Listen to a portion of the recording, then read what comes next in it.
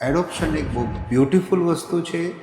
જો તમે એના માટે રેડી છો તો એ જ કરો, પણ નિરાશ થઈને નહીં, હતાશ થઈને નહીં. સર 4 થી 5 વાર આઈવીએફ ફેલ થઈ ગયું છે, પૈસા પણ ઘણા બગડ્યા છે અને હવે મને એવું થાય છે કે મને બાળક નહીં જ થાય, તો હવે મારે અડોપ્ટ જ કરવું છે. એડોપ્શન એ એક બહુ જ બ્યુટીફુલ વસ્તુ છે. જો તમારે એડોપ્ટ કરવું છે તો ચોક્કસ કરો. એડોપ્શન એક લીગલ પ્રોસેસ છે, મેડિકલ પ્રોસેસ નહીં, એટલે તમારે લોયર્સ પાસે જવું પડશે. પણ એડોપ્શન તમે એ વિચારીને નહીં કરો કે મને બાળક થવાનું જ નથી.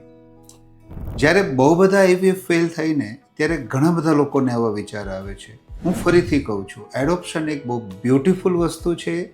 જો તમે એના માટે રેડી છો તો એ જ કરો, પણ નિરાશ થઈને નહીં, હતાશ થઈને નહીં.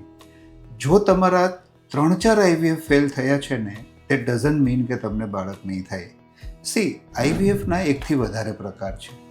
ઘણી બધી વાર એવું બને કે તમે આઈવીએફનો એડવાન્સ વર્ઝન ટ્રાય જ નથી કર્યું, તમે પ્રી ઇમ્પ્લાન્ટેશન જેનેટિક સ્ક્રીનિંગ નથી કર્યું, તમે લેસર હેચિંગ નથી કર્યું, તમે એડવાન્સ વર્ઝન ઓફ ઇન્ક્યુબેશન નથી કર્યું, તો તમને 3-4 વખત આઈવીએફ ફેલ થયું છે ને, તો તમે રાઈટ જગ્યાએ જાઓ, ચોક્કસ ડૉક્ટરને મળો.